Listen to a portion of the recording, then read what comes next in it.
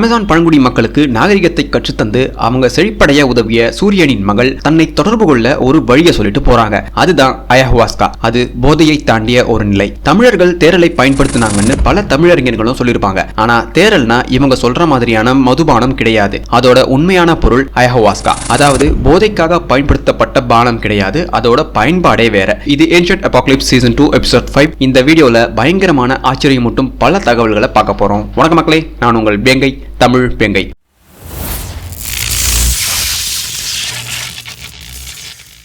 அயஹுவாஸ்கா ஒரு பானம். ஆனா நாம குடிக்கிற மது வகையை சேர்ந்தது கிடையாது. இது ஆதி தமிழர்களின் அறிவியல் கண்டுபிடிப்பு. இதை குடிச்சா நாம வேறொரு பரிணாமத்துக்கு பயணிக்கிற மாதிரியும் வேறொரு உலகத்துல இருக்கிற மாதிரியும் பல விஷயங்கள் நமக்கு தோண ஆரம்பிக்கும். இதைத்தான் பல்லாயிரம் ஆண்டுகளா அமேசான் மக்கள் பயன்படுத்தி வராங்க. இதை குடிச்சதும் ஏற்படுற விஷயம் தான் இன்னி வரைக்கும் எந்தவித மெத்தப்பிடிச்ச மேதாவியாலும் விளக்க முடியாத ரகசியமா இருக்கு. இதை எப்படி பயன்படுத்தணும், எந்த விதத்துல பயன்படுத்தணும்னு விதிமுறைகளே இருக்கு. இதை பூசாரிகளின் முன்னிலையில் தான் பயன்படுத்தணும். அதுலயும் இது பற்றி அனுபவம் வாய்ந்த பூசாரி வச்சுட்டு தான் நாம இதை பயன்படுத்தவே ஆரம்பிக்கணும். இதை பயன்படுத்தி அதன் மூலமா கண்ட காட்சிகள் தான் இது. மிகப்பெரிய அறிவாளியால கூட ஜியோமெட்ரிக்கல் பிரிசிஷனோட இதை மறு உருவாக்கம் செய்ய முடியாது. ஏன்னா நமக்கு தெரிஞ்ச கணிதத்தை விடவும் அதிநவீன முறையில் இதெல்லாம் உருவாக்கப்பட்டிருக்குன்னு அறிவியலாளர்களே சொல்றாங்க. இந்த அயஹுவாஸ்காவை முதல் முறையா பயன்படுத்தின நபர்கள் சொல்லும் முதல் விஷயம், நாங்க கற்பனையிலும் பார்க்காத பல உருவங்களோடு பேசணும்னு தான் சொல்லுவாங்க. அந்த உருவங்கள் சில நேரத்துல மிருக உடலும் மனித உடலும் இணைந்தது போல காட்சியளிக்கும்னு சொல்லுவாங்க. இங்க நீங்க ஒரு விஷயத்தை கண்டிப்பா புரிஞ்சுக்கணும். இது பொய்யோ ஃபோர்ஜரியோ கிடையாது. முழுக்க முழுக்க அயஹுவாஸ்கா பானத்தை அருந்தியவர்களின் முதல் வெளிப்பாடு இதுதான். நீங்களே குடிச்சாலும் உங்களுக்கும் இதுதான் முதல்ல வெளிப்படும்.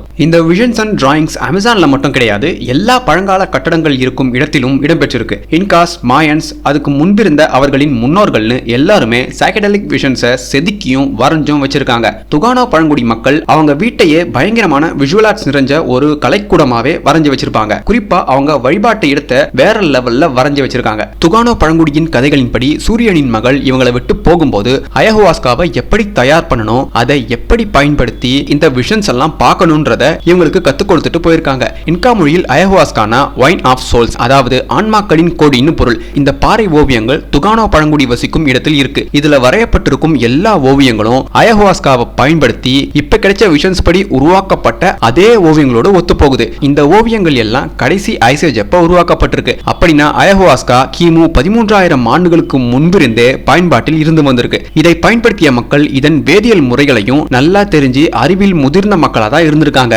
இந்த ஜியோமெட்ரிக் டிராயிங்ஸ்க்கும் அமேசான் காடுகளில் நாம பார்த்த பிரம்மாண்டமான ஜியோகிளிப்ஸ்க்கும் ஒற்றுமை இருக்கு. இந்த ஜியோகிளிப்ஸ் எல்லாத்தையுமே தங்களுக்கு காண்பிக்கப்பட்ட விஷன்ல இருந்து தான் உருவாக்கி இருக்காங்கன்ற ஒரு தியரியும் அறிவியலாளர்கள் பேசிட்டு வராங்க. நார்த் அமெரிக்கால இருக்க ஒஹாயோலையும் இதே மாதிரி ரொம்ப அற்புதமான ஜியோகிளிப்ஸ் இருக்கு. South America to north America ரெண்டு இடத்துலயும் சேம் பேட்டர்ன் கொண்ட ஜியோகிளிப்ஸ் உருவாக்கப்பட்டிருக்கு. இத படிப்பறிவு இல்லாதவங்க கூட சரியா சொல்லுவான், ஒரே இனம் தான் இங்கேயும் வரைஞ்சிருக்கு அங்கேயும் வரைஞ்சிருக்குன்னு. ஆனா நவீன அறிவியலாளர்கள் வழக்கம் போல இது சமீபத்தில் உருவானது, இதை உருவாக்கியது வேறொரு இனம்னு உருட்டிட்டு வராங்க. இதே ஒஹாயோல தான் சர்பன்ட் மவுண்டும் இருக்கு. இந்த சர்பன்ட் மவுண்ட் சூரியனையும் சந்திரனையும் மையப்படுத்தியே உருவாக்கப்பட்டிருக்குன்னு சீசன் 1லயே சொல்லியிருப்பேன். அமெரிக்காவில் இதுவரை கண்டுபிடிக்கப்பட்டு ஆராயப்பட்ட மவுண்ட்ஸ் கஹோக்கியா 1000 ஆண்டுகளுக்கு முந்தையது, பாவர்ச்சி பாயிண்ட் 3000 ஆண்டுகளுக்கு முந்தையது, லோவர் ஜாக்சன் மவுண்ட் 5000 ஆண்டுகளுக்கு முந்தையது. இது எல்லாமே வானியல் நிகழ்வுகளை மையப்படுத்தியே கட்டப்பட்டிருக்குன்னு ஆராய்ச்சியாளர்கள் ஆராய்ச்சி பண்ணி உறுதிப்படுத்திருக்காங்க. அதே மாதிரி அமேசான்ல கிடைச்ச இந்த ஜியோகிளிப்ஸ் எல்லாம் கண்டிப்பா அதே வானியல் நிகழ்வுகளை கணக்கு பண்ணத்தான் உருவாக்கப்பட்டிருக்கும்னு சில அறிவியலாளர்கள் சொல்றாங்க.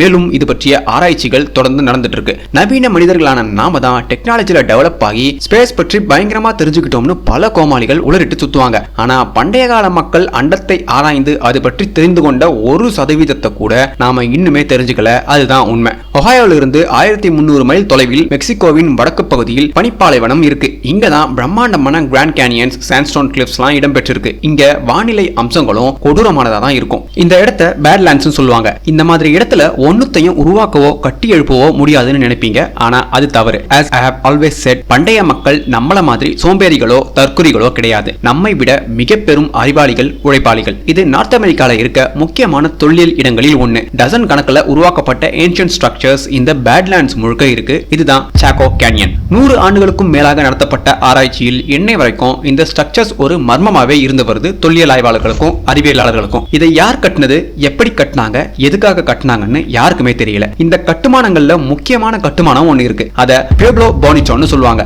அடுக்குமாடி குடியிருப்பு போல உயரமா கட்டப்பட்ட இதுல ரூம்ஸ், காரிடார்ஸ், மிகப்பெரிய சர்க்குலர் என்க்ளோசர்ஸும் உருவாக்கப்பட்டிருக்கு. சில அறைகளுக்கு எந்த வழியுமே இல்லாம உருவாக்கி வச்சிருக்காங்க. தொல்லியல் ஆய்வாளர்கள் பல வருஷமா ஆராய்ச்சி பண்ணியும் அவங்களால இதை புரிஞ்சிக்கவே முடியலன்னு சொல்லியிருக்காங்க. ஒரிஜினலி இந்த பியூப்லோ போனிட்டோ இப்படித்தான் இருந்திருக்கும் மக்களே.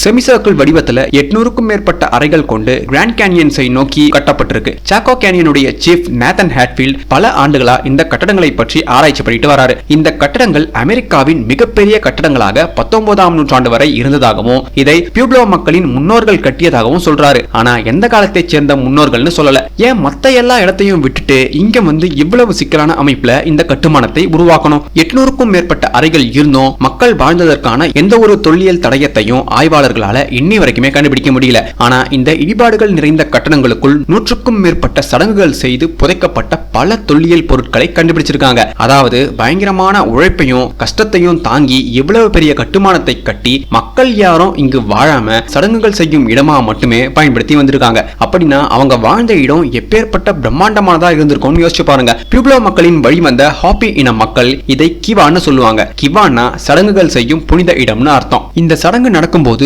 வினோதமான டொபாக்கோவை பயன்படுத்துவாங்க ஹாப்பி மக்கள். சாக்கோ கேனியனுக்கு வடக்குல அதாவது யூட்டா பகுதியில் தொல்லியல் ஆய்வாளர்கள் மனிதன் உருவாக்கிய பண்டைய அடுப்பாங்கரையில் மிக பழமையான ஹாலுசினோஜெனிக் ஸ்பீசிஸின் விதைகளான கயோட்டி டொபாக்கோவை பத்தி ஆராய்ச்சி பண்ணிட்டு வராங்க. அப்ப இந்த விதைகளை அவங்க கார்பன் டேட்டிங் பண்ணும்போது இது கிமு 12300 ஆண்டுகளுக்கு முன்பு பயன்பட்டதுன்னு தெரிய வருது. இதன் மூலமா கயோட்டி டொபாக்கோ விதைகளை இங்கு வாழ்ந்த மக்கள் பனியுகத்திற்கு முன்பிருந்தே பயன்படுத்தி வந்திருக்காங்கன்னு ஆராய்ச்சியாளர்கள் கண்டுபிடிச்சாங்க. அமேசான்ல அயஹோவாஸ்காவை பயன்படுத்துறது போல பேட்லாண்ட்ஸ்ல கயோட்டி டொபாக்கோவை பயன்படுத்தி வந்திருக்காங்க. கிவா பத்தி இன்னும் தெரிஞ்சுக்க மிகப்பெரிய கிவா இருக்கும் இடம் பியூப்லோ போனிட்டோக்கு கொஞ்சம் தூரத்திலேயே இருக்கு. அத காசா ரிங்கோனாட்டோன்னு சொல்லுவாங்க. இந்த கிவாவுடைய ஸ்ட்ரக்சர்ல நார்த் போல் அண்ட் சவுத் போல நோக்கி டி ஷேப் நுழைவு வாயில்கள் உருவாக்கப்பட்டிருக்கு. இந்த கிவா ஸ்ட்ரக்சரையும் ஸ்பேஸையும் டைம் லாப்ஸ் பண்ணி பார்த்ததுல இந்த நுழைவு வாயில்கள் கனக்கச்சிதமா நார்த் ஸ்டார் போலாரிஸை நோக்கி இருப்பது தெரிய வருது. ஹாப்பி மக்களின் பழங்கதைகளின்படி நாம வாழ்ற பூமிக்கு கீழே ஏற்கனவே 3 உலகங்கள் இருந்தது. அது அழிஞ்சதும் உண்டான 4ஆம் உலகத்துல தான் நாம வாழ்றோம்னு சொல்லுவாங்க.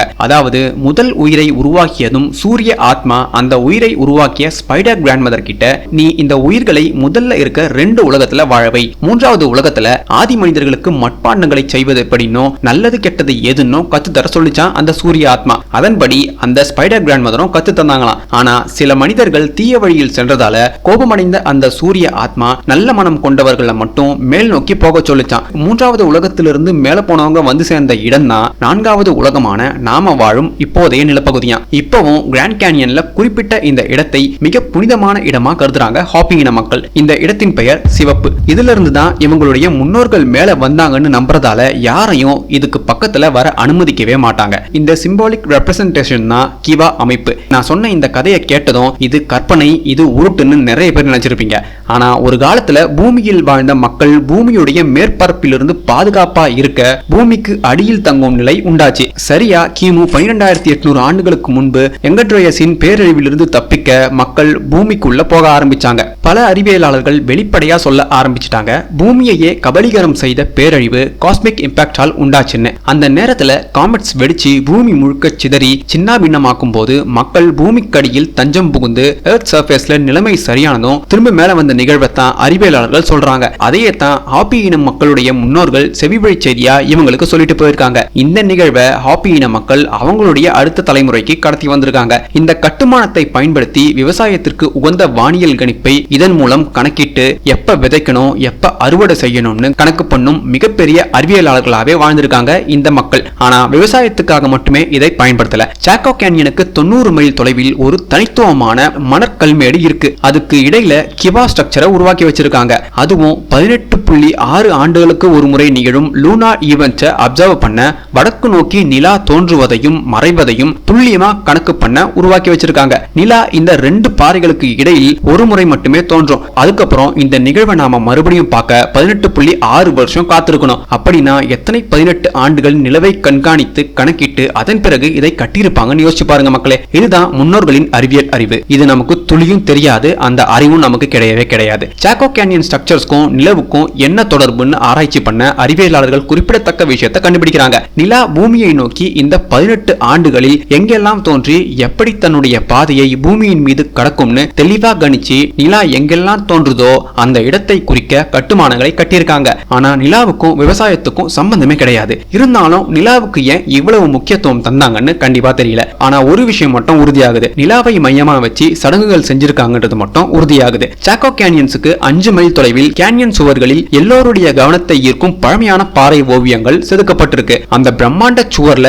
மனித உடல், மிருகம், மனிதன் சேர்ந்த உடல், ஜியோமெட்ரிக் பேட்டர்ன்ஸ், பாம்புகள்னு பலவிதமான ஓவியங்கள் எத்தனை ஆயிரம் ஆண்டுகளுக்கு முன்பு வரையப்பட்டதுன்னு தெரியாத நிலைமையில இன்னும் இருக்கு. இந்த பாறை ஓவியங்களை ஆராய்ச்சி பண்ணதுல சூரிய கிரகணம் பற்றியும் சூப்பர் நோவா பற்றியும் வரைஞ்சு வச்சிருக்கிறத அறிவியலாளர்கள் கண்டுபிடிக்கிறாங்க. இங்கு வாழ்ந்து இதை உருவாக்கிய மக்கள் அரசியல் நோக்கத்துக்காகவோ பொருளாதார நோக்கத்துக்காகவோ போருக்கான உத்தியாகவோ இதை பயன்படுத்தல. மாறா ஏதோ ஒரு விஷயத்துக்காக இதையெல்லாம் வரைஞ்சு வச்சிருக்காங்க. மால்சா டெம்பிள் நிலா, சூரியன், சிரியஸ் நட்சத்திரத்தை மையப்படுத்தியும், கார்னாக் டெம்பிள் நிலா, சூரியனை மையப்படுத்தியும், அங்கோர் வாட் டெம்பிள் நிலா, சூரியனை மையப்படுத்தியும் கட்டியிருக்காங்க. இது எல்லாத்தையும் கட்டினது யாருன்னு நான் சொல்லல, நீங்களே முடிவு பண்ணிக்கோங்க. கிரஹாம் ஹான்காக் தமிழ் சிவிலைசேஷன் பற்றிய டீப் நாலேஜ் இல்லாம மாயன் சிவிலைசேஷன் தான் இது எல்லாத்துக்குமான முக்கிய கேண்டிடேட்னு அவருடைய கருத்தை முன்வைக்கிறாரு. ஆனா மாயன் சிவிலைசேஷனை உருவாக்குனதே தமிழர்கள் தான் நான் சொல்லணும்னு அவசியமே இல்ல. மாயன் சிவிலைசேஷனுடைய அரச பெயர்களே போதும், அவங்க வழிபடுற கடவுள்களுடைய பெயர்களே போதும். மாயன் இனத்தின் புனித இடத்தில் முக்கியமானது பழனி. இந்த இடமே இது ஒரு புனித ஸ்தலமா இருந்ததுன்னு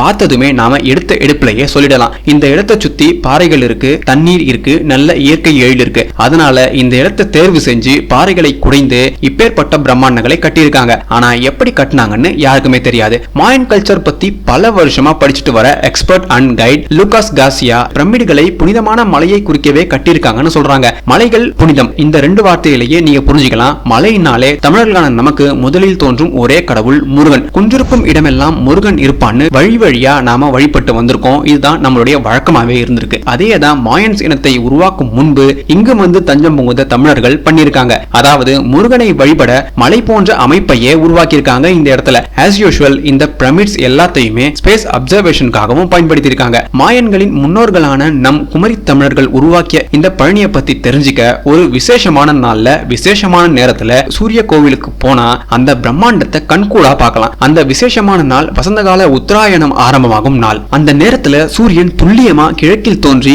அதே துல்லியத்தோடு மேற்கில் மறைந்து வசந்த காலத்தை தொடங்கி வைக்கும். டெம்பிள் ஆஃப் த சன்ல உட்கார்ந்து இந்த காட்சியை பார்த்தா அப்படி ஒரு பேரழகா இருக்கும் மக்களே. இந்த வசந்த கால உத்தராயணத்தை மாயன் வம்சாவளிகள் இன்னி வரைக்குமே பெருவிழாவாக கொண்டாடி வராங்க. இந்த பழக்கம் தான் நம்ம கிட்டயும் இருந்துச்சு. சரியா இந்த வசந்த காலம் ஏப்ரல்ல தொடங்கும். அதை பெருவிழாவா நாம கொண்டாடிட்டு வந்தோம் அந்த காலத்துல. ஆனா modern science and modern calendar March 20 spring equinox வரும்படி மாத்தி அமைச்சிட்டாங்க. அதனால இப்ப நாம நம்மளுடைய தமிழ் வருஷ பிறப்ப ஒரு நாளா கொண்டாடுறோம். ஆனா இதுக்கு முன்னாடி பண்டைய காலத்துல இத பெருவிழாவா 10-15 நாட்கள் தாண்டியும் கொண்டாடி இருக்கோம். அடுத்த வீடியோல மாயன்ஸை பத்தி இன்னும் அதிகமான விஷயங்களை தெரிஞ்சுக்கலாம். Until then, stick with me on my social media handles. Arigato மக்களே.